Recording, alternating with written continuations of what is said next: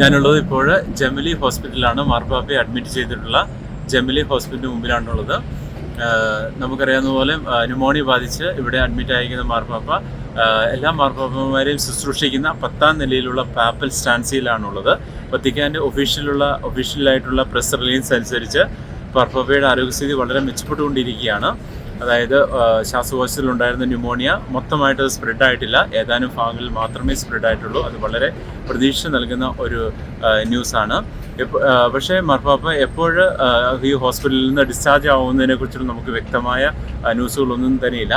എങ്കിലും ഒഫീഷ്യൽ സോഴ്സിൽ നിന്ന് അറിയാൻ സാധിച്ചിട്ടുള്ളത് മാർപ്പാപ്പ ഇവിടെ ആരോഗ്യസ്ഥിതി മെച്ചപ്പെട്ടുകൊണ്ടിരിക്കുകയാണ് എന്നുള്ളതാണ്. അതുപോലെ തന്നെ ഇവിടെ ജെമിലി ഹോസ്പിറ്റലിന് മുമ്പിൽ ജോൺ പോൾ സെക്കൻഡിൻ്റെ സ്റ്റാച്യുവിന് മുമ്പിലായിട്ട് ഒത്തിരി പേര് വന്ന് പ്രാർത്ഥിക്കുകയും തിരികൾ കത്തിക്കുകയും ജപമാല ചെല്ലുകയും ഒക്കെ ചെയ്തുകൊണ്ടിരിക്കുകയാണ്.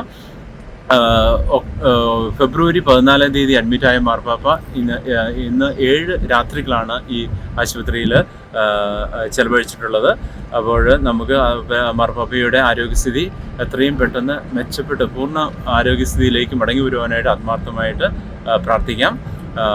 റോമിൽ നിന്ന് ഗുഡ്നസ് ചാനലിന് വേണ്ടി ഫാദർ ജോജി പോൾ.